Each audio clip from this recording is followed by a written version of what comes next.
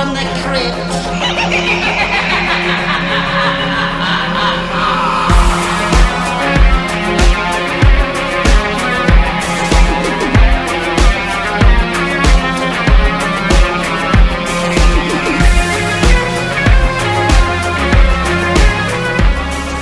Whenever you're ready. Hello, boys and ghouls. Welcome to episode 75 of Dads from the Crypt, the Tales from the Crypt podcast. My name is Jason, and tonight I'm joined by Jody. Hello. And Mondo. Fuck the Cowboys. Fuck the Cowboys. As our esteemed colleague Billy Zane would say, fuck that cowboy shit. But however, Hangman Adam Page, the wrestler, he's cool for his cowboy shit. But the players down in Dallas, fuck them and their entire fan base. If you're a Dallas Cowboys fan, don't turn this off. But please know, like, you guys have one of the most toxic fan bases in sports. And not all of you. I have some good friends that are Cowboys fans, are just the nicest people. But I'm always happy when the 49ers knock the Cowboys out of the playoffs. Yeah, I mean, like, I can't stand the Cowboys franchise or the fans. I kind of like Dak as a person, though he really stunk it up in the clutch this week. But well, you can be a good person and not be an amazing. Oh, okay. First of all, I hate when people say he sucks. No, he doesn't. Like, if you're in the NFL, you are the best of the 1% quarterbacks. Well, yes, that exist. Right. But he really just, I think he doesn't play well under pressure. Mm-hmm. And what I can say though is Ezekiel Elliott, not a good person. Yeah, there's not much tread left on those wheels. No, and he's just not a good human. From his record, like, he got arrested for like punching a security guard down here that told him he shouldn't be standing. Oh, really? Like, so he's, it is what it is. But so if you're listening to this on Sunday, today we will be playing the Philadelphia Eagles to see who goes to the Super Bowl. So Joe Ferry and I are going to be enemies for 3 hours. Then after that, we're totally cool. Because I do have a philosophy: is I'm not allowed to be upset about the game for more than 1 hour after it ends if we lose, because it's just a game at the end of the day. What's your prediction? My prediction, dude, fucking Niners by 30, baby. Realistically, I think it's going to be a close game. So I'm going to say whoever wins, it's going to be by 10 points or less. Yeah. So I'm going to say Niners. Let's say 20. Let's do 27-21 Niners. Yeah, I don't know. The Purdy magic has to run out at some point, doesn't it?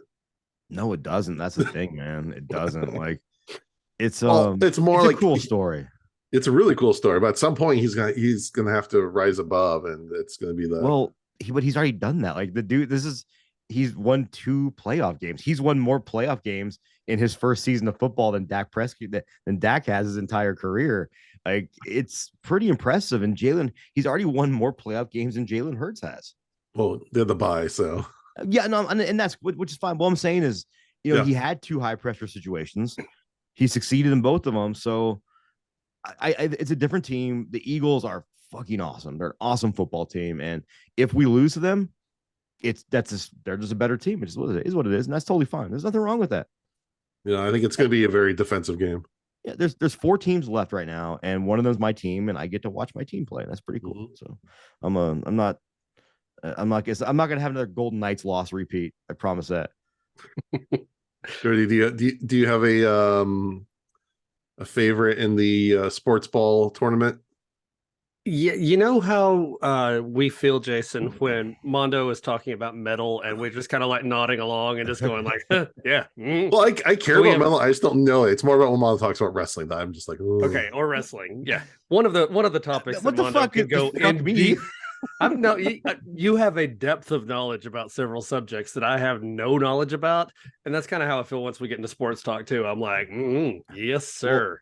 Well, I tend to. I like, if you ask me about another team that's not my team, I'm like, I don't fucking know. Yeah. Like, I just know enough about the team we're playing and my own team, because I've always said, like, I'm not a huge like football guy. It's just watching the 49ers reminds me of hanging out with my grandpa, some of my favorite moments of life. So it always reminds me of that connection to my grandfather. So it's kind of, that's why I don't like, it's just, I refuse to let it make me angry, because, like, dude, I think it's cool. Like, it's people get so mad, but it's like, yeah, you said you had a good Sunday and you watched football with your friends and bonded and had a good time, but your team lost. Is that really a bad day? Yeah. Doesn't look a bad day to me. I mean, I could go in depth on, like cartoons from the 1930s and 40s. Like we can get into that if we need to, but I don't really see a good opportunity for that to come up very often. Well, I mean, We're- Skinamarink is bringing it all back. So Yeah. I was talking to Mondo right before we started recording. I don't want to watch Skinamarink, but I feel like I should at some point. I don't know. it's such a topic. It's gonna be such a topic the rest of the year that like I feel obligated to so I can say like at least I watched there, I have an opinion. At least I try to watch it. Here's one thing that immediately doesn't really turn me off, but it just bothers me when someone goes, someone will be like, oh, I didn't like it. Oh, maybe you didn't watch it in the right setting. It's like, dude, like my surroundings shouldn't have anything to do. Like it can definitely enhance. But hold on, I'm getting there. Yep, It can definitely enhance the movie and make the movie more intense. Like, but I don't think my enjoyment is ever 100% going to swing the other way if I watch it in a dark room with no distractions. So yeah, I'm the same way because people always talk about like, oh, you have to watch this in the theater. Like, the theater experience can't be replicated. And I'm like, my love of horror movies came from a tiny ass CRT TV like that I grew up on. Like, I mean, a good movie will look great no matter how you watch it. So like some movies benefit from it, but that's kind of like almost like a handicap in a way. Right. I have a feeling if I watch Skinamarink at 2 in the morning with all the lights off with headphones, it'll probably get me pretty with some jumps and some anxiety. But I mean, but I keep hearing like there are jumps, but it's like loud noise kind of jumps. Yeah. And nothing else happens for the entire movie. So yeah, you could surprise me like sound. Yeah. Well, I think I said this before, but there's a comedian and he was on one of those, he's a horror movie fan. He's on one of those horror movie, best of whatever shows. And he was talking about how jump scares are lazy horror. He goes, as a comedian, he goes, if I tell bad jokes, then I run up to you and start tickling you and you start laughing, does that mean I'm a good comedian? No, it's a natural response. Like if I'm sitting here right now podcasting and a figure fell on my shelf behind me, it might make me jump because it's an unexpected event. But it's like, it doesn't mean that my action figure has a penchant for writing great horror. No, I think there's a difference between a jump scare that's just a loud noise too, though, and like a well-crafted jump scare. I agree. Like the Crawl is my example all the time. They're down in the under the house. There's water everywhere. There's crocodiles. There's all this tension the entire time, and then they'll just pop up at times. And it like I remember watching in the theater, like jumping out of my seat. Like it's the almost throwing your popcorn like you see in the ads. But anyone can make a loud noise if you do it right. Though a good jump scare works, but I don't think most people know how to do it right. Correct. And earplugs for anyone that hasn't seen Terrifier 2. Terrifier 2 has exactly one jump scare in it, and it got me. And Jason, have you seen it? I've seen that. I don't remember that jump scare. It's in the very end where they're going through the haunted house, through the carnival house, and the actual the animatronic jumps out at her, and that got me because the whole movie was void of jump scares. Right. And I wasn't expecting that. It was such a well-crafted jump scare because it's not what I expected. And it kind of broke the tension, which is sometimes what jump scares are meant to do is to actually break the tension a little bit. And so, but I also look at it like if I put on headphones right now in my office and it was quiet and it's midnight, my lights are off, I could watch an episode of The Office and it could be scary. Like just because I think because your brain starts taking over in those states. No, I'm just saying that like I think this is going to be a very divisive movie for the rest of the year. So I feel obligated to watch it. So I don't want to be that guy who like just knows he's not just to shit on something because he knows. Sure, I might know I don't like it, but at least I'm gonna give it a chance. I'll definitely give it a chance because again, I tend to be sometimes a champion of those movies that nobody else likes. Sure, like Halloween Ends. Or Blood-Sucking Freaks, or say I'm back on board. A Book of Shadows. Love it. Yeah. So I'm definitely going to give it a shot because also, pay the $5 or whatever it is to watch it on Shudder. Don't fucking pirate a $15,000 movie. All right, here's what I'm going to say about piracy. It's when you pirate independent stuff, people say piracy is a victimless crime. So yes and no. Yes and no. Like if it's in reality, if someone pirates something and they're never going to pay to watch it anyways, sometimes that can actually be helpful because I do know like I've definitely, and I'll call myself out on this, I've definitely pirated a movie before. I'm like, holy shit, I need to go buy the Blu-ray now. Oh, yeah. 4K. I need to buy it on streaming. I never would have spent $1 on it before. But with independent media, especially like with the views on Shudder and going to the theater and seeing it, even if you didn't like it, it's still $1 spent towards independent horror cinema. Sure. And it's still going to make the theaters, we talked about Terrifier 2 a lot and about the box office numbers that it did, but that's how more and more movies like we talked about Evil Dead Rises. Evil Dead Rises. Evil Dead Rise. If the Rises, yeah. How that was going to be just streaming, then they saw how great the other movies were doing. Like, no, let's put this in the theater. So, like you said, Jason, you are right. When you look at independent media like this, it's very, very important that they get our support and they get a few bucks. And if you can spend, dude, like, don't get. We're not going to be those guys that are like, if you just don't get avocado toast today, you can buy a house. No, but if you don't get avocado toast today, you can definitely get a month of Shudder. And that's worth your money. Yeah. Yeah, no, I'm willing to watch it on Shudder once it comes out. Yeah. I am not willing to pay theater tickets to go see it. Like, I don't feel like I have enough chance of liking it to do that. Yeah. Well, also for me, the theater is it's an event, right? I have to go there. It takes all this effort. Whereas, and I hate to be this way, but I reserve that for the movies I really, really want to see. No, I'm a lazy movie fan. I am a lazy movie fan, and I'll fully admit that. I love this whole thing where movies come out on streaming like 2 weeks after they go into theaters. I think it's the best thing ever. I mean, Megan's already on streaming, so yeah, Megan's already out. I watched it last night with my kids and freaking loved it. Like, I can't wait no, they loved it too. Cool. I can't wait because there is at least talk that there's going to be an R-rated cut that comes out when it comes out on Blu-ray. And if they do that, I'm 100% buying it because I love the movie anyway, the PG-13 version. And so I'll definitely be down for it. I haven't seen it yet, but next week I'll be traveling. That's going to be on my docket. They're going to make if they do that, they'll make so much money. Yeah. It'd be ridiculous. All right. I got 2 announcements. First of all is that by the time this comes out, we have an interview out with Keith Thomas, who's the writer-director behind Pikmin's Model. He wrote The Vigil, again, another amazing indie movie, one of my favorite indie movies the last couple of years.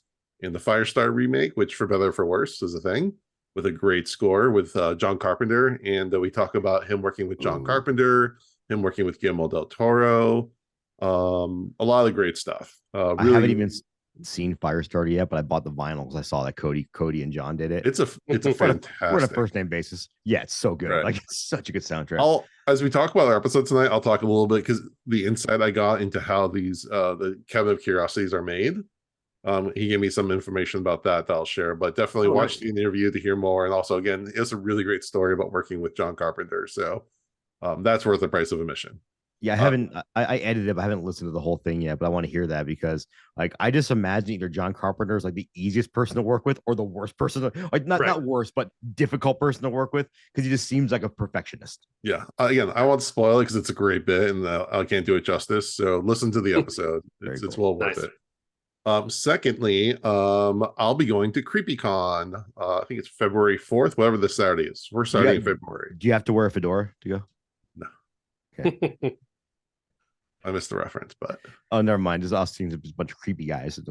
Yeah, we're all wearing trench coats. Trench coats and fedoras. Yeah. And I'm going with Al Katz. We're that's wasn't awesome. buddies for the day. That's nice. Can we get you guys doing random things and we'll set it to the Laverne and Shirley thing? There we go. I want you guys like feeding ducks in the park and on a tandem bicycle. There we go. Yes, that's my Perfect. tandem bicycle. So if you are in the LA area, you're going to that, message me and I'll say hi. Or just come up to me. It'll be pretty. I'm kind of in the LA area and you didn't invite me, but that's cool. No invitation. Live in different states. Dude, it's a 4-hour drive. I could be there on a whim, could crash in your garage. It's like a 3-day drive for me. So yeah, I understand. Jody had to start driving yesterday to get there on time. Yeah. All right. But today we're talking about Cabinet of Curiosities, episode 6 or 7. I can't. I've lost count. 7. It's 7. We got one more left. There we go. The Viewing. Wait, you just said there's one more left. I just got immediately depressed. I know. Yeah. That's what I was like. This can't be the second to last one, but it is. Yeah. All right. Second to last episode, episode 7, The Viewing. Joey, this is either going to be a very easy plot synopsis or a very difficult plot synopsis. Yeah, I'm I curious said where the you- exact. where you go. I said that exact same thing to Mondo before we started recording, because this movie is like 90% vibes. Like, it is not so much that there's a story happening through most of it, but we'll get into it in a minute. But I didn't need anything else. I didn't need anything other than what they gave me in this one. There's so many vibes in this episode. They could have been sponsored by Hitachi.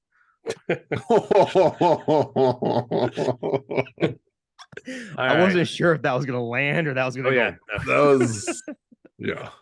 All right. So story. 4 semi-famous strangers get invited to a rich guy's house for a viewing of something. And then for most of the movie, probably 45 minutes or so, they're just hanging out, doing drugs, drinking tea, talking and philosophizing. And I was riveted the whole time. Honestly, it wasn't boring at all. It sounds boring, but it's not boring. And then everything goes nuts when they actually get to view the thing that we've been talking about.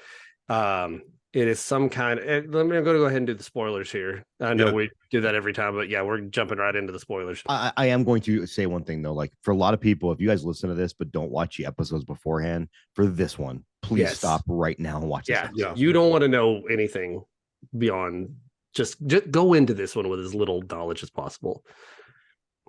But anyway, once now in spoiler territory, once they actually get to the viewing, it's a weird meteorite rock thing. No one is exactly sure. They've run a lot of scientific tests on it. Nothing's come back with anything. It's no element that exists on Earth. And then one of the characters is smoking a joint, and the thing sucks in the smoke and cracks open. And once it cracks open, there's this sound that gives everyone like pain in their head, and it breaks in half, and these tentacle horn things twist out and writhe, and everyone starts getting nosebleeds. One of the guys' face melts, and another guy says it's probing me before his head explodes completely, and then someone touches it, their face explodes and melts, and it craziness. People are running, trying to get away. There's a golden AK-47 involved, shooting at this thing.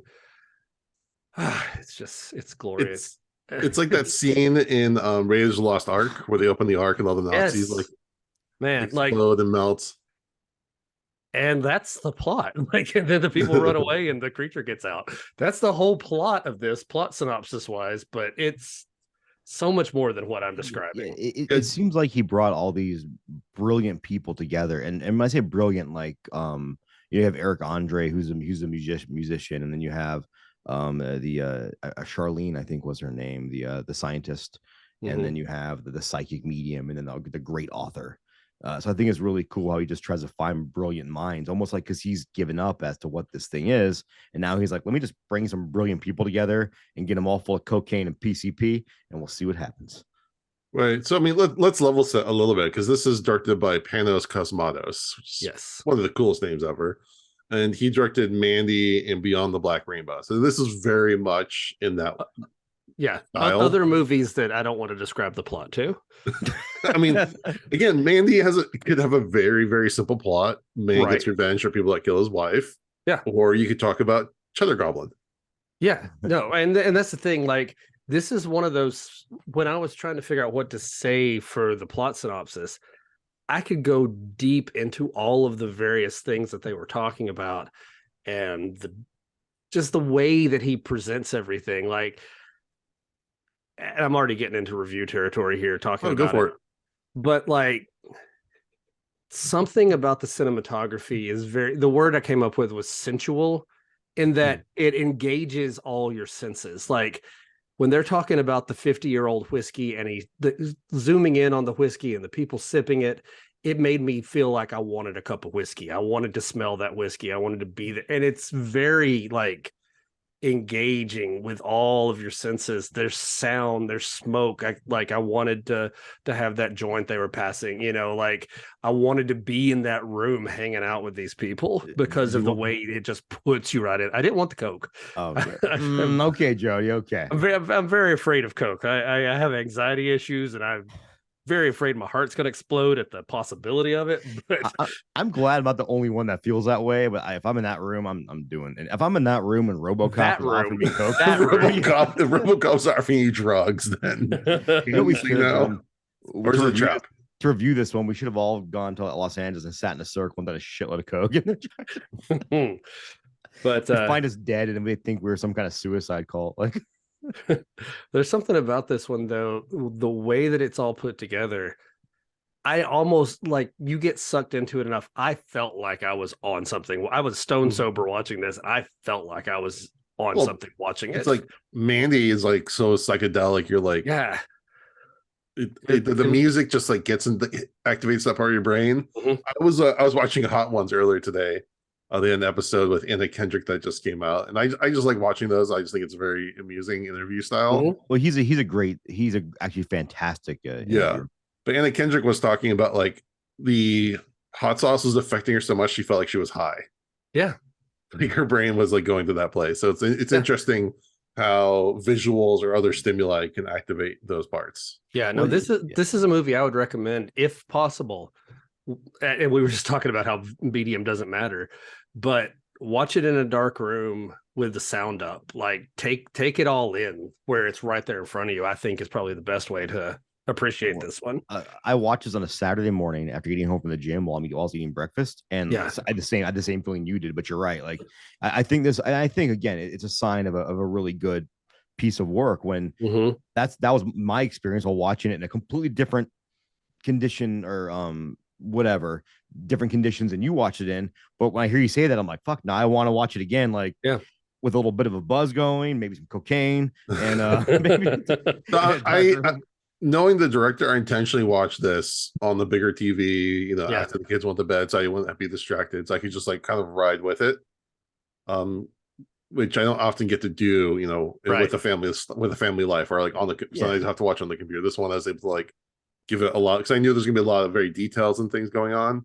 What was interesting about this one though was like for that first 45 minutes, the visuals, other than like really good cinematography, there wasn't a lot going on. It was just the stuff in that room. It was kind of this like brown color palette, but somehow the way it was all put together, like a lot of people try to do that retro thing, they'll put a filter over a movie, and most of the time it's distracting and looks bad.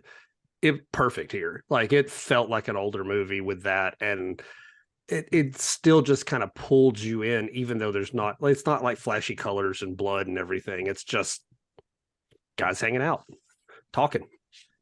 This is one of those scripts that if it was handled by like this director got it and understood it. And if this is handled by someone who really didn't know how to do this kind of work, it could have fell flat on its face. But because the direction of this and the cinematography and the great performances, by the way, of everyone involved in this, it really kept me engaged the entire time, where even there wasn't a whole lot happening, it always had this sense of dread, or the sense of what's next above. I always want to find out what's next. Right. And I feel like every time Peter Weller's character kind of keeps beating around the bush, it's making me more and more into it, more and more excited. Like, I'm like, just get to the point, but not get to the point in a bad way. Like it's building my anticipation of what's going to happen. Like a really good edging session. It's like what builds you finally just want to, take care of things. I was really suspicious of him, like what his intentions were. I thought he was like setting them up for some sort of like experiment on them, like they were the subjects to be viewed. I did not expect there to actually be a thing to be that they were there to really say.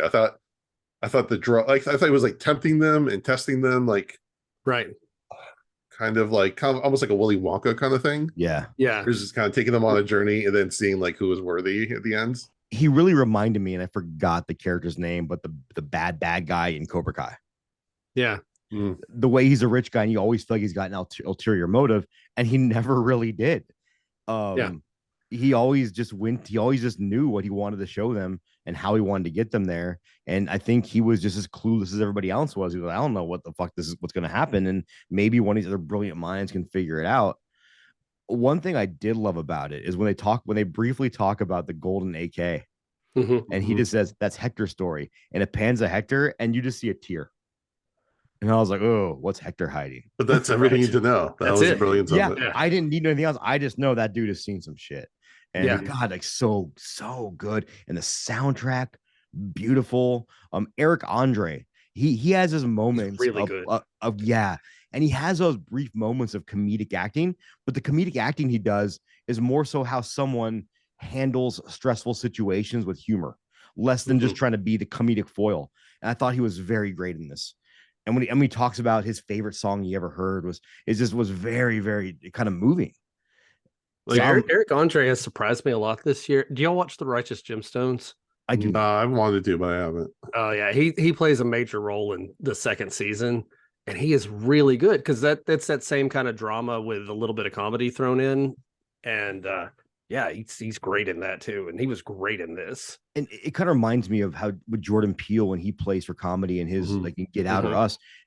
He plays those little comedic moments, but they never feel like they're forced comedy. They feel more like a character having a natural reaction to diffuse a situation using humor, as opposed to just, oh, here's comic relief for the sake of comic relief. I want to go through the characters because it's a very interesting group. So again, we have Peter Weller playing the wealthy gentleman Lionel Lassiter, and of course Peter Weller, Adventures of Buckaroo Banzai, RoboCop. I always forget he's in Leviathan. Did you know he shot a guy in the dick? And then can you imagine RoboCop, Peter Weller versus Red Foreman from that 70s show, right? And then we have Steve Agee plays Guy Landon, who's the author. He was in Brightburn, and then he plays the same character in Suicide Squad and Peacemaker. And he's really funny though. Great, I love Peacemaker. Eric Andre plays Randall, the musician. Eric Andre's show, Disenchantment, and a ton of things. And then we have Sofia Boutella, who I love that actress. Every time she shows up, she's so charismatic, and she's like, I love when someone's like a dancer or gymnast or some sort of movement professional, and they're just the way they move is always just so fluid. She was in The Mummy, The Kingsman, and of course Climax, which is real fast. She's in the subpar Mummy. I'm not saying she wasn't good in it, but she was in the subpar Mummy. Yeah. I was like immediately smitten with her. I'm like, yeah. I didn't know who she was, and I'm like, oh, and she's 1 year older than me. And she looks about 10 years younger. Well, she plays, and in this, she's playing Dr. Zaya or Zara, who's like a contemporary of Peter Weller's character, who's like mixing cocaine and fairy dust, and like it's plays such an ethereal character almost. Like I couldn't get a handle on her. She actually feels like the most sinister character in the whole episode, because it's always like you have that guy who's, you always have that guy who you think is the bad guy, but the person standing behind him is one you really need to watch out for. Well, and she kind of plays that, and she plays her character very playfully, to where it's almost where you have to think like she knows something we don't know. Yeah, totally. She knows universes that we don't know. And then Charlotte Z, I think she was a theoretical physicist or astrophysicist. Astrophysicist. Well, Charlotte Z was her character name. Her name's Charlyne. Yeah. And she's usually a comedic actress. She's in Knocked Up, This Is 40, Disaster Artist. A lot of her credits are voice acting. Yeah, just love voice acting. And I thought she was really, really good in this. Like, she played the character really well. And I like after she gets a little bit of cocaine in her, and I love at the end when she's just driving that fucking car like 100 miles an hour, because the whole time like my butthole is clenched. I'm like, she's gonna hit a fucking tree and they're gonna die. And I was happy they did not go that route. Yeah, and Eric Andre is just like screaming in the side, just won't stop. Yeah. And then Michael Therriault plays Targ Reinhold, who is some sort of psychic. Yeah. He was in Nurse 3D and in Chucky. He's another character that's really interesting, because usually like when you have that psychic character who's so far-fetched from the other characters involved, they played a lot for laughs and a lot like this guy, but they actually all take him very seriously. Well, other than the author like had some, like he didn't want to put up with him Yeah. But I like that though, that there was one guy who's like, "Oh, shut up, psychic guy," but not everybody. Yeah, Well- and it was also that kind of the 70s was kind of the era for that, right? Where people were really trying to first get their grasp around that. I mean, I think is that when Miss Cleo started making some money? No, that was 90s. Okay. That was mid 90s. But well, it's interesting because everyone's being a little pretentious towards each other. Like the author is being snootish towards the psychic's being snooty towards the scientist, and then Peter Weller's like, they're like, there's a song or like sounds are playing in Peter Weller's house, and like, oh, what song is this? They're like, oh, the composer will never be known. I had to make it just for this house. No one else will ever hear it. That's like super pretentious. Well, Wu-Tang Clan did that, right? Yeah. Farmer They made an album for And like they one ain't person. nothing to fuck with. So Yeah, so like again, I'm trying to figure out whether they're like mocking each other or they're trying to one up each other. I think they're trying to one up each other. It feels more like a dick waving contest than anything. Like they're all trying to say it's an interesting thing, and I noticed, and maybe I read this wrong, but Charlyne's character, I thought she was the most subdued in that. Well, yeah, because they always, you always hear the saying, it's if you think you're the smartest or most talented person in the room, you're not. And she definitely was the more quizzical, the more like she seemed like she wanted to learn more about these people. Whereas you're right, where the author was just like, I've seen everything, give me my drugs. And you had the psychic who's like, I'm a psychic, fuck you guys. And Eric Andre is just like, I just want to go fucking play some music. Yeah. No, I like that everyone kind of had, you felt like there was a lot more backstory to everyone than what you were actually getting. Like Eric Andre's character in particular. Like you could tell he felt like maybe his best days were behind him. He wanted to do something, but he's lost some of that spark that kept him going. Also, he's had some kind of history with drugs because every time the drugs came around, he was hesitant, but the guy would push him towards them.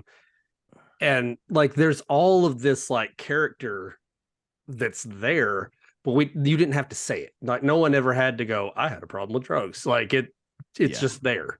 Well, and also they made a big point that like this isn't just cocaine. This is like from a special vineyard. Cocaine. Yeah, that only like 100 people in the world have access to. Like, and then the whiskey was on some special whiskey. Like everything had like some significance to it. They brought them out individually, their favorite drinks. Yeah. Like, and to think about it, to do that kind of research on random people is just insane, right? Right. And Eric Andre brought him his favorite cigarettes, and he's like, oh fuck, I'm trying to stop smoking. But they knew and that's kind of weird, right? You're almost trying to force vices on somebody. That's where I was trying to figure out if it's like some sort of like the devil trying to tempt people. Yeah, which I think is like, I think that's another really interesting thing about this is you don't really understand any of this guy's motives. And even at the end, my only idea for his motives again was to see if one of these brilliant minds could crack the code of this thing he has. But again, if that's his goal, then like getting them loaded is gonna mess with their. I know he says he's trying to open their minds, but like they do their best work when they're sober. Somewhat. So let me educate you a little bit on cocaine. And again, I'm taking this from a friend who will remain nameless, John. But that's his real name, but it's not the name he goes by. So, and he's never gonna hear us anyways. So I was hanging out with this guy who's independently roughly our age, never had not even a plant relies on him for survival. So he just kind of couch surfs and makes good money doing what he's doing. And I was doing some work travel. We met up, and he's like, we should go do some cocaine. And I said no, because like Jody, I'm fucking terrified of cocaine. And he's like, issues. And he's like, nah, dude. He goes, let me tell you how it goes. Like, I get the pure shit. The pure shit is non-addictive. It's not going to hurt you. It'll just make you feel good, because the reason why people die from cocaine is because they get non-pure stuff that's cut with other drugs and impurities and fucking Drano. I still didn't do it because I'm like, dude, that shit just terrifies me. But that's what he's trying. That's the reason why he went that whole spiel of saying this isn't like, don't be afraid of this, because this is 100% the pure stuff from the plants. And yeah, it's going to get you fucked up, but you're not going to be addicted to it. It's not going to kill you. I wondered if the author guy was supposed to be a version of Stephen King. I thought the same thing, because the infamous Cujo story of shoving the tampons up his nose so he could finish writing. And he was this is 70s Stephen King, if it was. So, he's all about the drugs. And I kind of got that vibe from him that he was supposed to be someone like him anyway.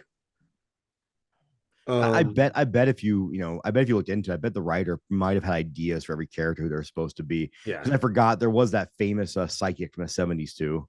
Oh, yeah, there's a ton. Yeah. Yeah. So I think it definitely could have been, it could have been based off real people.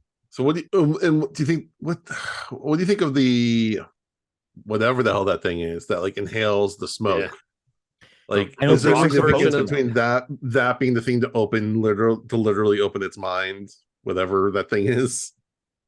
Yeah, I don't know if the smoke actually was what did it or not, or being with these people. I don't know. It had its purposes. Like the thing in there had something it was trying to accomplish, because once it came out, it took over that body of Peter Weller's character. So it had something it wanted to do, but I don't know if it was just like finally had the right people, or I don't know. That ending A lot of reminded me questions. of it was one of the VHS movies where they summon the devil at that cult that the Yeah. cult Mhm. compound, because I loved at the my very favorite. end it crawling through the sewers, and now Uh-huh. it's in front of a town, because it was like, oh shit's about to go down now.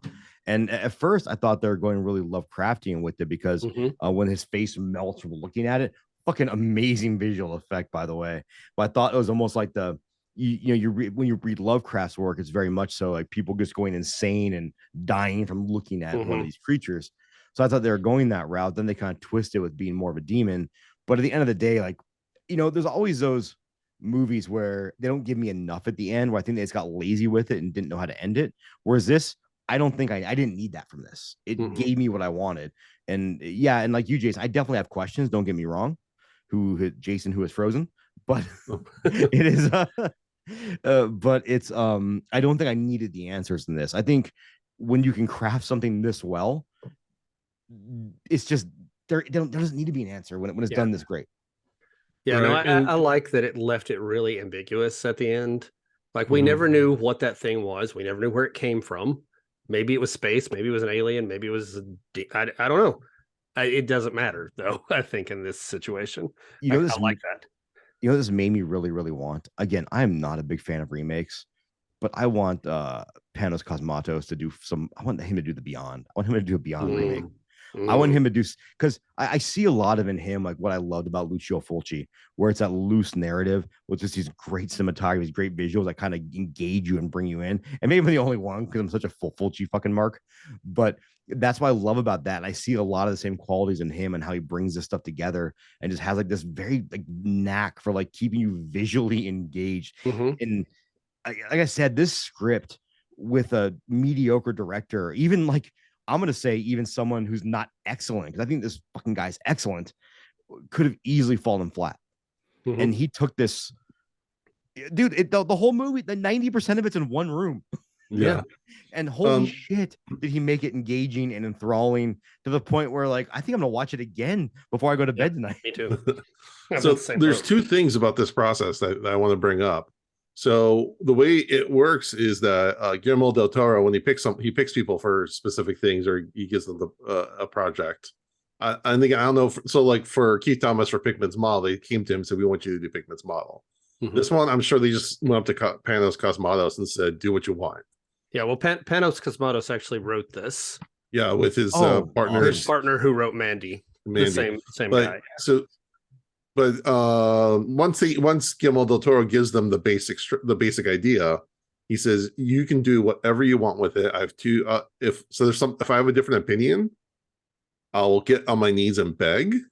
You don't have to take it. But he'll give them free reign to do pretty much anything. I'm assuming that there's going to be some limit, but I want to ask he'll trust the people he chooses to do it. If he has an opinion, he'll tell them, and then they can take it or leave it. And the only thing he insists on is that he designs the monsters. Which again, how do you say no to Guillermo del Toro to design your monster? Yeah, that's true. That is 100% true. I thought that was really interesting to think about that process. So you pick your person, you're going to trust in them. I did love the monster in this one though. While we're talking monsters here for a minute. Yes. Because when it first emerges, these things come out that I'm still not sure. They look like horns, like demon horns, they also look like tentacles and they wiggle and squirm and or like a worm. Like I don't even know what they are. And in the end, it takes over Peter Weller's character and has those things coming out of its back. And I'm still not sure if they were supposed to be more like horns or tentacles or what, but whatever they were cool and very scary. Like I don't get scared in movies very often, but watching this one, like that whole scene, once things started going, I had anxiety afterwards where I'm like, I don't know how to be a normal human for the next like 10 minutes. Well, it's interesting you bring up Del Toro designing the monsters because that's total Del Toro, right? As being a huge Lovecraft fan, he wants you to have that feeling and have to think about like, what I mean, like Lovecraft was all about the unknown, like things that should not be, and the horn shouldn't move like that. Right. And I felt the same way. I was like, I couldn't decide if it was Lovecraft or I'm seeing the devil rise here. Yeah. Well, and then there's that really cool shot, the very last shot of like the monster kind of creeping out of the gutter or whatever, or drain into the city. Remind very much of like the end of like Zombie, where a zombie's walking into New York City, like like a larger shit's about to go down. I want to just go on a rant about Zombie now and how much I love that movie, but So good. I'll digress. The ending, I think, of Zombie is like one of the most brilliant endings in film history. But yeah, brilliant and simple. What I think is so cool about the ending too is was that an old school matte painting? Oh yeah, it kind of looks like it. Yeah, I love that fucking backdrop. So, it gave me all the feels. But it's kind of one of those things that I always love in horror where it's cool. Now this demon's released in the city. What's next? Because you think about in all these horror movies that we watch where cities are being overrun by whatever, it has to start somewhere. And it starts small. And that's just the beginning. That's kind of like so fucking terrifying when you think about it. Like Shaun of the Dead is actually a great example of showing how a zombie pandemic would actually start when they're first seeing like little snippets of it. And I think the same thing. I felt the same way at the end of this, what I thought was pretty great. There's also just a cool piece of trivia that I read on IMDb earlier was that when they serve the whiskey in the glasses, it's the same glass. It's the exact same whiskey glass they use in Blade Runner for Deckard. Nice. Which it sounds like something Del Toro would put in there, or probably even Panos would put in there because that's such a cool little callback. Yeah. I mean, and then as we wind down towards the episode ranking, like how do we even fit this compared to the other ones? It's such a unique take on it. I don't know. I mean, I know where I put it in there. Like, yeah, it's not that difficult. I mean, this was an easy one for me to rate. Yeah, I'm good with that too. But it's. I just complained about Skinamarink. Okay. That it felt like it's more just like feelings and you're just not a lot happens and all this, but at the same time, that's what this one was. It was not a lot happens, but there's still things happening. Yeah. Well, and I told that to Mondo before we got started, that even when nothing is happening, like as far as moving the plot forward, it felt like it was part of something bigger, We can even take like the Blair Witch Project, which a lot of people said nothing happens, but you're building a sense of dread or a sense of foreshadowing or foreboding, and that's why I think they did really, really well here, where you knew something was going to happen. Like if the end of it would have been like this guy wakes up and he's a clerk at Quick Stop, yeah, then I'd be like, what the fuck did I just watch? But I know that, but it felt like they're building to something bigger, and then they did pay that off. I think that's very important. But this is one that from the very beginning I was hooked into it. Like they start off, you see the invitation and it reads out the invitation, and then this music kicks in and a car's driving. Like the moment that music kicked in, I was in 100%. Who did the soundtrack? Keep going. I'm gonna look. Okay. And also like in this conversation that they're just kind of all having back and forth, you get that they're kind of playing games with each other. Like they pass around a joint and then they get back to the guy who kind of started the whole thing. And he's like, I don't go for that hippie shit. Like, you don't know, like, why did the joint come out if he's not into it? Why is all this happening? But then they're also talking like philosophy and like, I like the line. It's that everyone has two lives. The second life begins the moment you realize that all along you only had one. I'm like, oh, dude. Like, I was laying in bed just thinking about that line. Yeah. Like, God damn it. Have I wasted my life? Yeah. For the record, I have not. I'm very, very satisfied. So the score for this one was Daniel Lopatin, Okay. and he did Uncut Gems, which explains a lot. The anxiety. Oh, dude, Good he's worked gosh. with The Weeknd on a lot of stuff. Yeah. I'm not a fan of The Weeknd's music, but like I in the Fangoria, they talked about how much he loves horror and how he like got all these effects. Like, fuck, dude, nothing but respect for that kind of stuff. But yeah, he did the Bling Ring. Yeah, he's got a vibe. Yeah. But I love that soundtrack.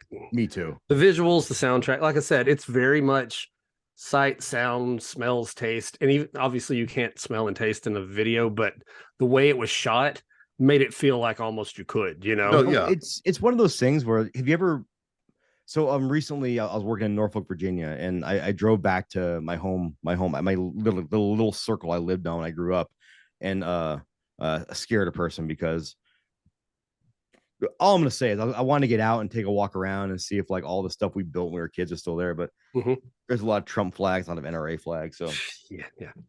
I thought better. But when I was driving back, there's a place that my grandmother, her favorite thing ever was feeding squirrels. Enough to where the squirrels only would only eat the roasted salted peanuts. So one time she bought the wrong peanuts, and my grandma sat there for a whole morning roasting peanuts and salting them, so the squirrels would eat them on our porch. But what I'm trying to get to is that I drove by the actual shop we used to buy peanuts at. That's still there. Wow. Yeah.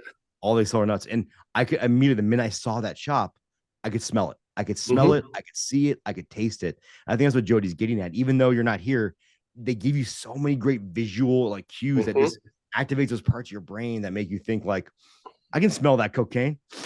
You know what I thought was really funny though? He said, I don't smoke the hippie shit, but then he has like his own mirror of cocaine. He's just snorting. He does so much cocaine. So much. Well, another piece of comedy in there, which I thought was funny, but I get it, was Eric Andre when he's running away and he drops the cocaine. He like fucking grabs the cocaine. And they drops it. And I think like I kind of laughed at him. I was like, dude, like that's like a lot of money worth of cocaine. I think anybody would do that. Like, I could see if we're all to horror con and suddenly there's like something bad happened. We'd be trying to like, I'm gonna save this action figure. This vintage fucking Freddy figure is not gonna go to this horrific tragedy we're about to see. I don't know. All right. Well, let's move on to our episode rating. 0 to 5, 5 being the best, half points. Jody. I'm going 5. That's easy for me. I loved everything about this. Mondo. Can I break the scale and give it a 6? Definitely a 5. Like, I absolutely love this so much, enough to where like, because behind the scenes we had a lot of technical difficulties as we getting together to record them. But this is the one episode I'm definitely not missing because I loved this so much. Yeah, I love the visuals, love the cast, love the story, love the music. Like everything in this fucking episode just spoke to me, and it's a beautiful piece of cinema. Yeah, I'm going 5 as well. It's almost unfair. There's such a talented director, give him such a good cast, give him so just carte blanche to do whatever he wants. Amazing composer, and just let him go wild. I love a director like him too, who only makes something every now and then, and every time he does, it's awesome because he takes his time and like comes up with these amazing things. So there's something to say, for somebody who picks his projects carefully. Unrelated but kind of related, have either of you guys ever seen there's a 90s short film called Aftermath? Don't remember. No. There's a director, Nacho Cerda, that did this movie called Aftermath, which is because he reminds me of this director, and he did this great short which is all about necrophilia, about someone fucking a corpse in a morgue. But it's like the most beautifully shot necrophilia movie ever made. And then he did better than Necromantic. Well, Necromantic actually has his own. Necromantic 2 is better than Necromantic, by the way. But that's the tagline for this episode. It's kind of like how Major League 2 is better than Major League. It's the same. But It's the Empire Strikes Back of. That might be the first time now that necromantics ever been compared to both the Major League series and the Star Wars series. but he and what I'm saying is I'm hoping he keeps getting opportunities to do great things, because the guy that did Aftermath, Nacho Cerda, I was so excited by this, and Unearthed Films of the DVD, which I still have somewhere. Jody, this is up your alley. I think you'd enjoy this, because it's just because the cinematography, it's just a beautiful movie, even though it's about this horrific like content. And then he did one of the, what was it called, 6 Films to Die For. Yeah. He did The Abandoned. Okay. And if you haven't seen that, I think it's really worth watching, because he has this just great visual style. And I think that, like, at the time, it was almost no one gave a shit, because people weren't into that kind of thing now, where I think he'd have a shot now. I don't think he's done anything since. So I really hope this director keeps just like, I hope he gets more projects like this, because god damn it, does he just have like I said, like if I was a billionaire, I'd be trying to figure out how to get the rights to the Beyond and have him remake the Beyond. And I hate remakes, but this is the guy I wanted. Another remake I think he'd be really good for, and like, because I just watched this for the first time for unknown reasons why it took me so long, was Videodrome. Can you imagine that? Yeah. I meant to ask you, because I want to talk to you about that, because that's one of my favorite Cronenberg films. It's just the scene where he's sitting on the couch and starts like fingering his belly button. Yeah. Not sponsored by Hitachi. Starts fingering his belly button and then puts his whole fist in there. He's like fisting his stomach and pulls the gun out. That to me is one of the most horrific scenes in the history of cinema. That movie was amazing. And I knew as well. I don't know why it took me so long to see it, but I just always passed it over, and I knew I'd like it, and I totally liked it. I feel sometimes that we get so deep into, this is a genre that we obviously all really, really love and adore, that I bet we all have those classics, those cult classics we haven't seen, because we just know they're going to be good. Why do I need to watch it when I know it's good? Right. When I can watch this shitty fucking shot on video movie from 1995 that no one's ever seen before. And I think it happens in a lot of niche genres. Metal's the same way, where it's like the minute a band has more than 5,000 fans, they're sellouts. Let me find the new cool underground thing. And I think horror is the same way.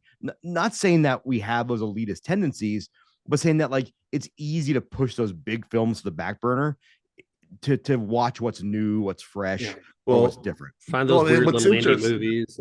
Well, what's interesting with Videodrome, it's like more relevant now than it was then. Like the idea of like those snuff films, that crazy shit you find on pirate stations, like with the internet. That's like the internet, yeah. Well, I mean, it was like way ahead of its time. But what's crazy though is like that was like the prime era, because do you guys know about the guinea pig films? Yeah. Like those. The story about Charlie Sheen getting a hold of one and thinking it was real is 100% true, and I've always found that whole thing fascinating. But even like a movie like that, like think about how it ties into something like They Live, which They Live is, I think it's funny. I think my daughter watched that like a few years back and was, holy shit, this is this is very close to reality. By the way, my daughter was over for dinner last Friday, and she's like, I listen to your podcast sometimes. You know how she described it? Silly. Okay. I can take that. No, from a 20-year-old person calling our podcast silly, I think that's a fucking win for dads everywhere. Better than boring. That's boring is the one thing I don't want to hear. She was very positive. I said, you guys are just silly and sounds like you're having a good time. And that's exactly. Yeah. If we had 10 people listening or 100 people listening, I just have a good time shooting the shit with you guys. Yeah. All right. Mondo, do you have a song of the day? I do. So I had to think, like, I wanted to go super 70s prog rock with this, but this is also metal as fuck.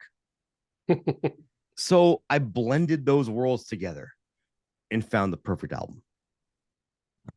There's a man by the name of Dan Swano. I've talked about before with the other bands, Edge of Sanity. He's in the band Bloodbath. He's in a million different bands. He's such a great musician that if he hears your band and then doesn't like the next album, he's like, I'll just write the album you should have written and call it by a different name. But back in 98, he wrote in his own solo record called Moon Tower, and he's super into 70s prog. 70s prog is his favorite stuff. And he basically wrote this whole album by himself, did all the instruments himself, and couldn't figure out how to sing it. He goes, I don't know, it's not sounding right. So he decided, what if I just fucking growl it and do death metal vocals of the whole album? And it just worked. It sounds like if Jefferson Starship had a death metal vocalist. Wow. And it's a great fucking record because I figured this movie's 70s, it's prog, but it's also metal as fuck at the very end. So I had to go both worlds. Dan Swaino, in my opinion, is one of the best musicians to ever live. And just he has a band called Odyssey, which does more like prog rock, Bloodbath, which is straight old school death metal, Infested, which is like and what's funny is Infested was based off American death metal, very different than Swedish death metal. But it was based off American death metal, and he's helped produce bands like Catatonia and Opeth. He's done a lot of stuff. The guy's just a brilliant musician. So I want to pick something off his solo record, Moon Tower from 1998, and I think I think the song I'm going to pick is going to be Ad Reality. Doesn't really fit this episode, but it's a prog 70s record with cool synths with some death metal vocals to give it some Satan. We need some Satan in this episode. And Jason, I think you'd actually really enjoy this album. As you were talking, I just went and bookmarked it on Spotify because this sounds right up my alley. So I bought this album. It came out in 98. When I think I was like 16, I sent a lot of money to Europe, as I used to do all the time. And I think it took like 6 months for this album to come, for the CD to come to my house. Right. So, when people say, oh, it was better back in the day, it was, but it wasn't. Yeah. It was in the fact that I think that we gained an appreciation of the arts that some people, and I'm not saying everybody, right? But I do think a lot of people, even people our age nowadays, take for granted. Because you had to seek out music. You had to seek out, like, I remember watching my first I saw Cannibal Holocaust was on like a 3rd generation VHS dub on a 17-inch VCR TV combo. And I think you learn to really appreciate media that way. But the beauty of it is, like, I can tell you, hey, here's something I really like, and send you a link to it, and you can listen to it. Right. Oh, yeah. And that's beautiful too. So when everyone says it was better, it wasn't better. It was just more nostalgic because we had this appreciation for media that I don't think we get now. But I do think the rise of physical media, the rise of vinyl is kind of bringing that back a little bit. And I think it's also, I hope it's going to force artists, and I don't mean this to metal artists because metal artists are not making the big bucks. What I mean is I think a lot of major artists, whether they're great, bad, whatever, don't write albums anymore. I think they write singles and they write filler. And I'm not knocking them. I'm saying this is the business. I read that the average person, when they download a new album on like Spotify or iTunes, they listen to a max of 20 minutes and they move on. So you put the best shit in your first 20 minutes, that's what we're going to listen to. But I really hope that as like physical media starts, again, people are buying vinyl again, that it actually sparks these artists to write full albums, because I do truly think that, like, I'll use Motorhead. I love Motorhead. Everyone knows Ace of Spades. Everyone knows the hits. But his fucking deep cuts were the best stuff he ever did. And you only know that if you buy the record. So I think we're kind of going back in that direction, just to go off on another fucking weird tangent that no one's going to care about.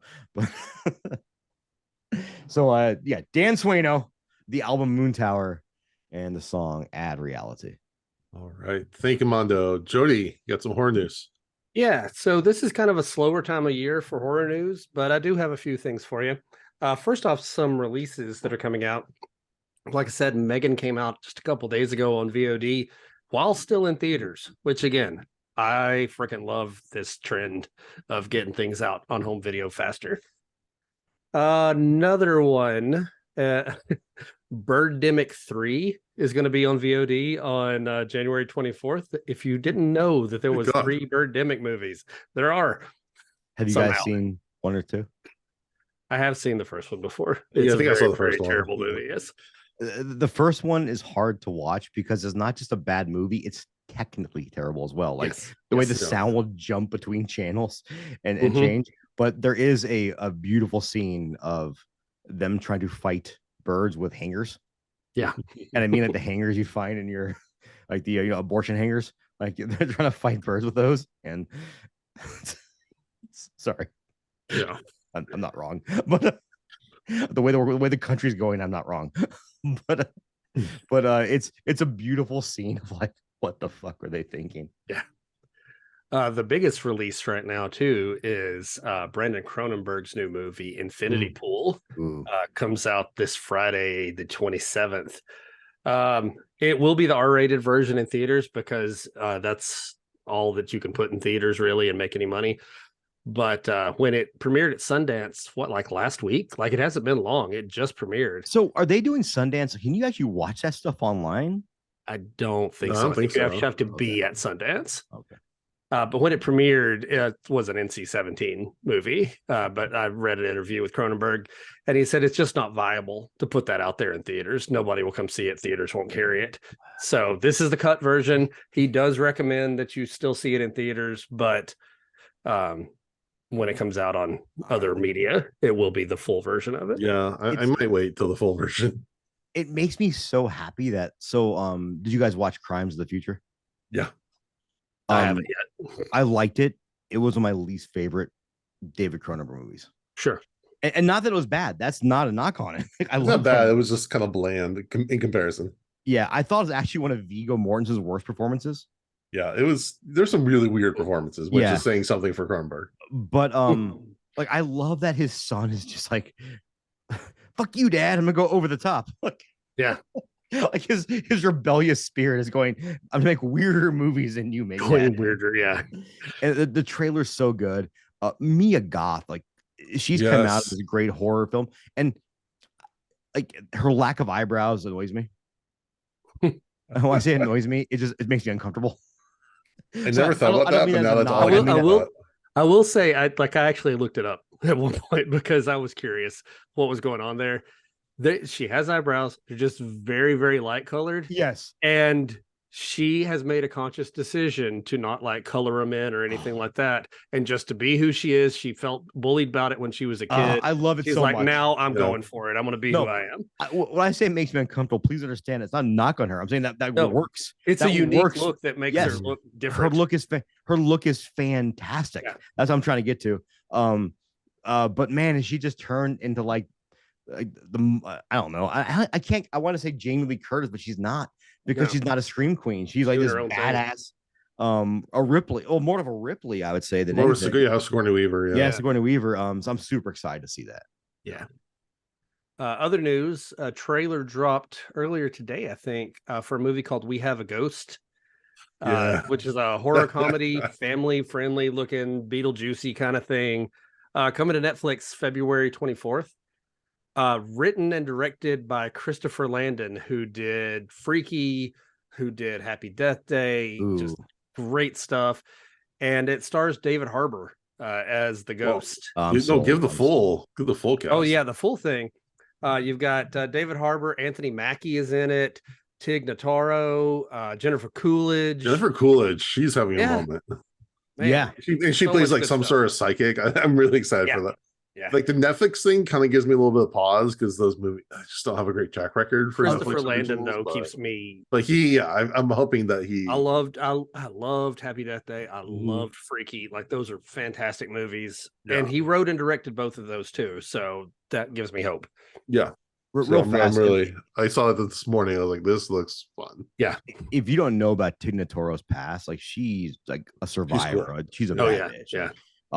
She actually did a comedy special that she thought was going to be like her comedy special before she died because of her cancer. So she's fucking awesome. Yeah, it looks great, and that cast really pushes it over the top for me. I'm sold. Also, Sean S. Cunningham has announced that he is working on a Friday the 13th reboot, a new reboot. I saw that with Sean S. Cunningham out the helm in some way. I don't know if he's producing or directing or what, but yeah.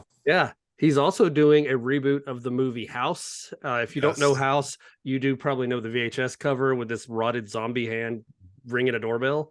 Though the tagline is "Ding dong, you're dead." Ding dong, you're dead. Fantastic! Like one of those classic VHS covers.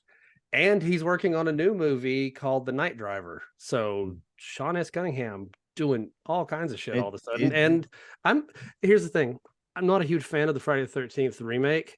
But if we're getting any kind of new Friday the 13th content, it has been so freaking long since there's been any kind of Jason on my TV that's not old. Jody, have you watched the fan films? That's all I've got. Okay. Yeah, the fan films. Those are so well done. The remake of Friday the 13th, it seems like it should be an easy no-brainer, right? Yeah. And they somehow I don't know. I don't know how they ruined that. I don't know how you ruin that. I just Well, don't. when's the last time? Okay, let me ask you this: when's the last time you guys watched it? Oh, It's been a while. recently, actually. Okay, I 'cause, tried yeah, watching it again to see if I like it more than the first time. Yeah. I actually remember watching it in the theater. I watched it at midnight in the theater, and I was like, that wasn't that bad. Then I watched it again. I was like, oh no, this was terrible. I was definitely biased. I saw it in the theater. Yeah. I'm That's not interesting. anti- So I saw it in the theater and I was like, that's okay. And then I saw it 6 months ago. I was like, you know what? That's not terrible for compared Yeah. to that era. And like I mean, some of this the is- other Jason, remakes, Jason, I'm gonna tell you right now, you're a boob guy. great nipple placement. That line kills me. I love it. Because that movie had a lot of boobs and not enough ass. Yeah, that was the Platinum Dunes era of remakes too, all the Michael Bay influence. So there were a few good ones came out around that time, but I don't think this was one of the top Okay, ones. when you say a few good ones, Hills Texas Have Eyes Chainsaw- remake was really I good. was coin flip on that one. Texas Chainsaw Massacre, I really enjoyed. Texas Chainsaw Massacre. Yeah. So there was a few good ones floating around out there in that time period, but not horror's greatest. That's time. actually one of those where the trailer was way better than the movie. Yeah. Because like I was actually down for running Jason because Sure. it was fucking terrifying. Now this fucker can run. Oh shit. Also, Derek Mears is an awesome guy. By the Oh way. yeah. No, really I cool. think I think it's A funny. better 'cause script could have helped that one a Yeah. lot. I think him as the actual physical character of Jason was great. Much like I thought Jackie Earl Haley did a great job as the physical Freddy Krueger, and they just gave them both like, well, granted, he don't have a whole big script to work with. Derek Myers did. He just, but like Jackie Earl Haley, they gave him like the worst fucking script possible to work with. And the makeup Whereas- just wasn't. No, but Freddy was actually scary in that movie. They just surrounded it with a bunch of bullshit that did not work. Yeah. And that one kid that always looks like he's smelling a fart. Yeah. All right. He's and actually good. He's actually a good actor. But Yeah. Gallagher, Gallon, something. All right, my final piece of horror news is it is award season, so now we need to talk about all the horror movies that have been nominated for Oscars this year. All right, moving on. We're done. Just like always. I'd like to think though, because of the campaign, that you had a bunch of smarmy fucking Oscar and whatever panelists having to watch Terrifier 2. I hope so. I hope they had to. I was really hoping for Mia Goth to get a nomination. Mia Goth needed a nomination. Nope had all kinds of good stuff going. At least for like it. I was hoping Nope at least get like a technical award, like cinematography. Something. I really thought I could have done.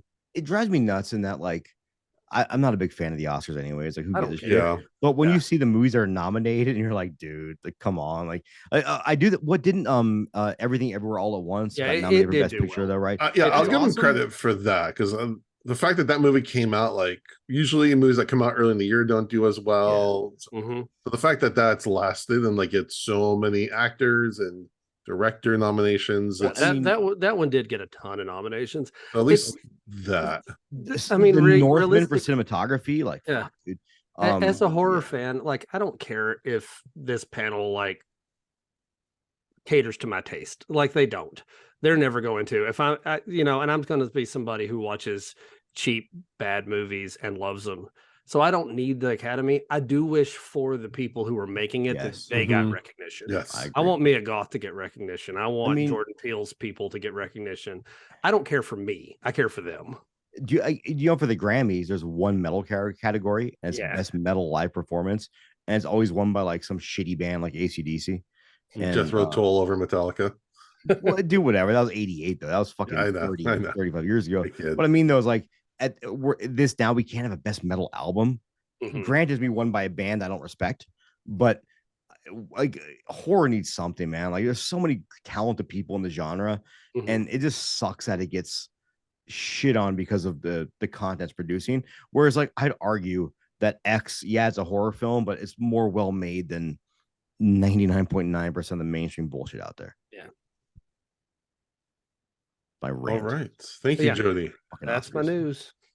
Oscar Mayer motherfuckers. All right. So, what dad advice can we pull from this episode? How about If you're this? gonna do I've got cocaine, do pure cocaine. I've got a question for you guys. If you could choose an artist to do the soundtrack for your home, what artist would you want? Oh, I have an easy one. It'd be Goblin. Oh. Yeah.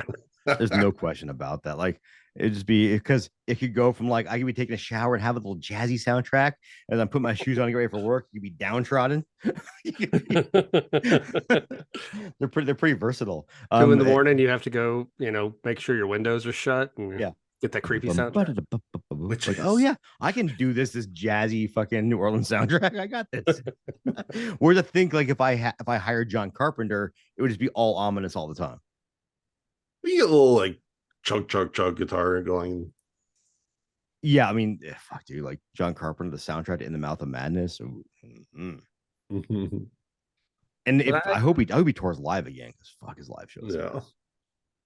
I mean, as much as I love the soundtrack from this one, I couldn't have whoever did the soundtrack doing it for my life because it gave me too much anxiety. So near the end, anyway. But we had to pick somebody though. Would it be Wu-Tang? Won't be Wu-Tang. Yeah, my life is so hardcore. Hey, tell me that House of Pains Jump Around wasn't like the white person national anthem for like 1992, like now. Still is, isn't it? You can see the most reserved white fucking people, and the minute House of Pain Jump Around comes on, like some motherfucker like Grandpa Joe from Willy Wonka would be jumping out of bed to fucking dance to it. I mean, I know every word of that song, so sing it for us, Jody. Go. Yes. Oh, pack it up, pack it in, let me begin. I came to win, battle me, that's sin. I know every word of that song. Nice. Jody, everyone I'm pulling knows that. First verse. Keep going. Huh? I said everybody knows the first verse. You got to keep going now. I'll serve your ass like John McEnroe. If your girl steps up, I'm smacking the hoe. Word to your mom, I came to drop bombs. I got more lyrics than the Bible got psalms. See? I heard smack a hoe, and Jody is bald, and so is Dana White. So same. I'm impressed, Jody. I'm impressed. I know. I'm gonna make that a clip. My brain for lyrics is like I don't know math anymore, but that's what I've got. I got lyrics. I got lyrics, but you ain't got none if you come to battle with a shotgun. Because if you do, you're a fool, because I'll do it to the death. Trying to step to me, you take your last breath. I know all of this song. I am not joking. When we get down there for Chattanooga Film Festival, we're gonna have our own Airbnb and we're gonna do a bunch of cocaine and we're gonna watch Jody just do some karaoke. I feel like though, if we're doing a bunch of cocaine and we had that thing just sitting in the garage, or we found it in the garage, I think we'd all just leave. Yeah. Like we've all seen enough horror movies, like, yeah, we're just leaving. Right. I think we'll get an Uber. I think of enough of us have anxiety issues that if we did a bunch of cocaine, we just all be sitting in the corner like checking our pulse. Okay, no, it's going too fast, too fast, too fast. We'd all be just have anxiety. We would just pretend the thing in the garage didn't exist and deal with it in the morning. You just put like tape over the door to remind yourself not to go in there. I might have done that to the kitchen at some point when I was doing something else.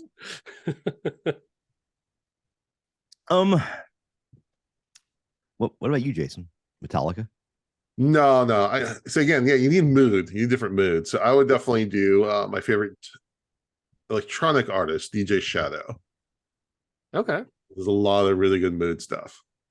Did you hear that new Metallica song? That stupid song? Yeah, fucking terrible.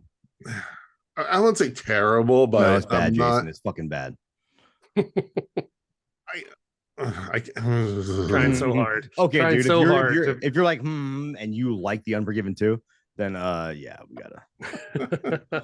I'm just. And that's like why I don't want to buy tickets to a show before the album comes out, because I'm like, well, yeah, man, I'm not gonna.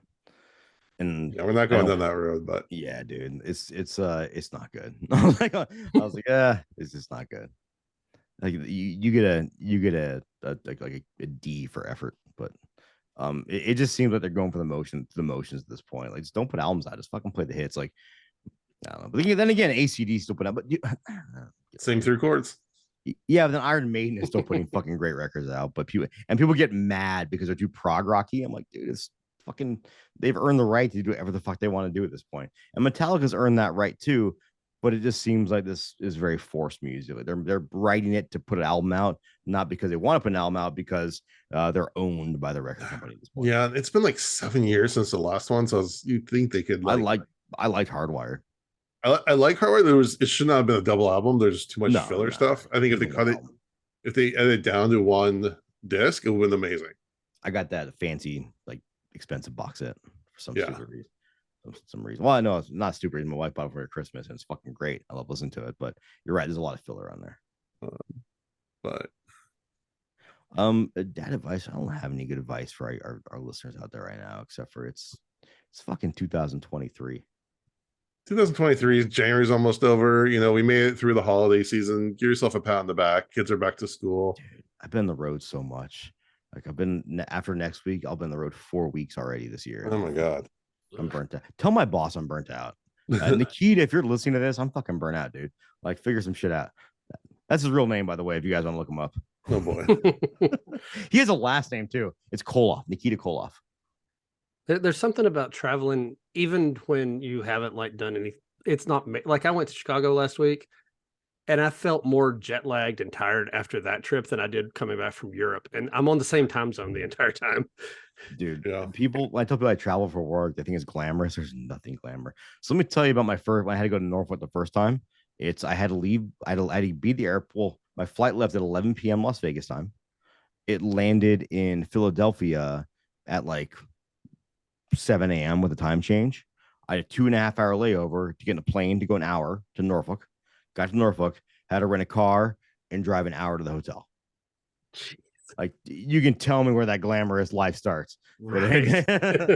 Traveling for work is not glamorous, man. It's just a lot of next week I'm going to San Diego. Luckily, it's just driving, so it's a 4-hour drive. No big deal. I'm more okay with driving somewhere. For some reason, it makes me tired or having to deal with flying. Maybe it's just the airport and everything else. Flying is exhausting because you have to deal with the airport and especially like if you're taking your kids too, you got to deal with all that. It's just me at least, which makes it easier. I don't care to drive. Like, I mean, even an 8-hour drive, you know, that's where the beach is here. Like, it's at 8 hours. It doesn't bother me. But I also live in a place that to go to the theater is a 30-minute drive. So, you know, like things are far away when you live in the sticks. Jason said he has to pee. He just left his post. Could you just? I mean, we're at the end of the show here, so we're just kind of vamping right now. Just kind of keeping things going. Is your bladder okay? Is your prostate fine? Do we know? Well, it's time to go get a check. So have you tested? Oh, have you gotten checked before? Not thoroughly. Not thoroughly. Okay.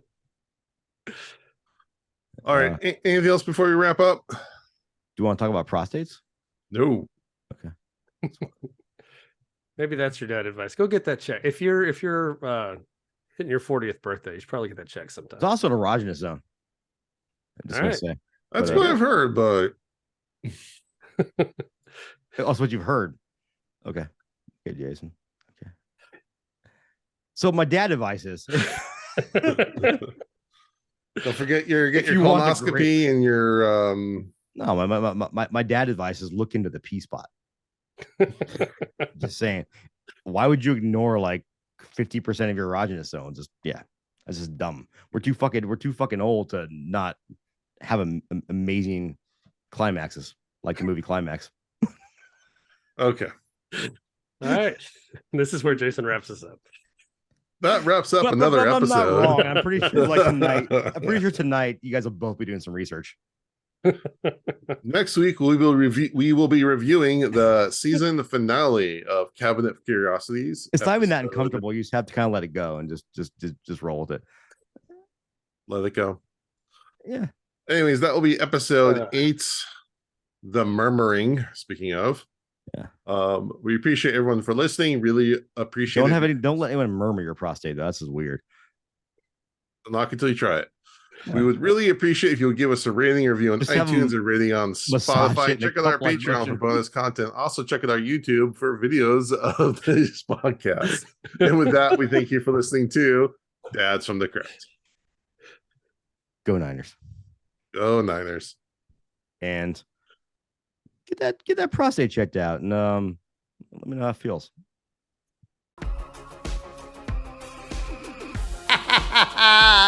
Follow Dads from the Crypt on Facebook, Twitter, and Instagram, or I will follow you to the grave.